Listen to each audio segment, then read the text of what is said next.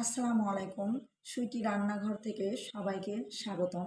সুইটি রান্নাঘর। এই গরমে ঠান্ডা ঠান্ডা সাবুদানা দিয়ে কাঁচের পায়েস রান্না করে দেখাবো, চলুন দেখাই। সাবুটা আমি ধুয়ে নিচ্ছি, ভালো করে ধুয়ে নেবেন। কচলে কচলে আমি 3বার ধুবো, দিয়ে আমি পানি দিয়ে ভিজিয়ে দিব। আমি পরিমাণ মতো পানি অ্যাড করে দিলাম।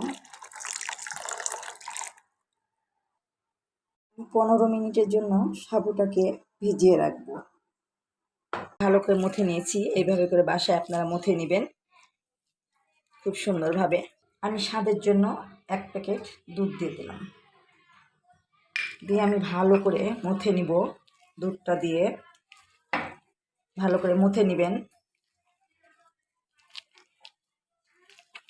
এভাবে বাসায় আপনারা ভালো করে মুথে নেবেন, খেতে খুব সুস্বাদু লাগবে।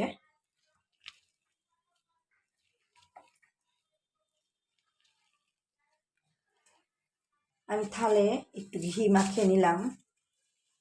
আমি হাতে একটু ঘি নিয়েছি, নিয়ে আমি ভালো করে মাখিয়ে নিব। ছোট ছোট করে এতটুকু করে নেবেন, নিয়ে বলের আকারে ভালো করে গোল গোল করে নেবেন। এইভাবে করে গোল গোল করে নেবেন।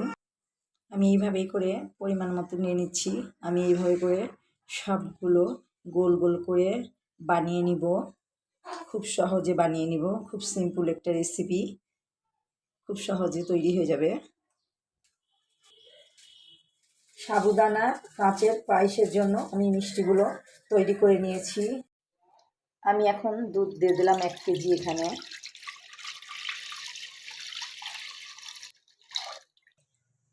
দুধটাকে ভালোভাবে নেড়ে চেড়ে নিব।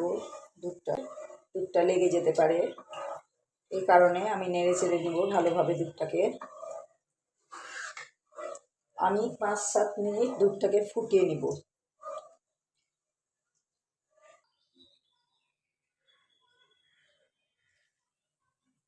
আমার দুধটা ফুটে গেছে। আমি 5 থেকে 7 মিনিটে দুধটা ফুটিয়ে নিয়েছি। এখন আমি মিষ্টিগুলো দিয়ে দেব।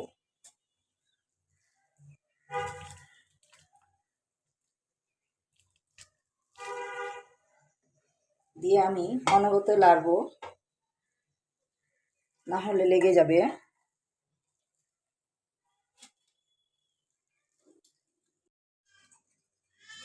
আমার মিষ্টিগুলো দুধের সাথে ফুলে উঠেছে, অসাধারণ লাগছে, খুব সুন্দর লাগছে, মাশাআল্লাহ। আমি এখন এখানে 1 বাটি চিনি দিয়ে দেবো। আপনারা চাইলে বেশি মিষ্টি খেতে পারেন, আমি কম মিষ্টি খাই, এই জন্য আমি 1 বাটি দিয়েছি। আমার 1 বাটিতেই হয়ে যাবে। আমি এখন এখানে 4টা এলাচ কাটিয়ে নিয়েছি, 4টা এলাচ দিয়ে দেবো। এটা ফ্লেভার আসার জন্য, খেতে খুব সুন্দর লাগবে।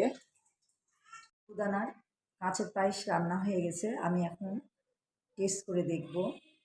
দেখুন কত সুন্দর লাগছে, মাশাআল্লাহ, অসাধারণ লাগছে দেখে। আপনারা অবশ্যই বাসায় ট্রাই করে দেখবেন। আমি এখন প্লেটে নিয়ে নিলাম। কি দারুণ লাগছে, অসাধারণ, কাঁচের মতোই লাগছে দেখে। আমি একটু খেয়ে দেখি কেমন লাগছে।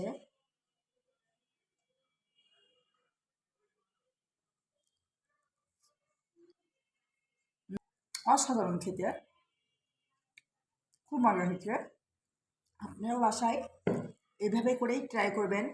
ভিডিওটি ভালো লাগলে অবশ্যই লাইক, কমেন্ট, শেয়ার করবেন। আল্লাহ হাফেজ।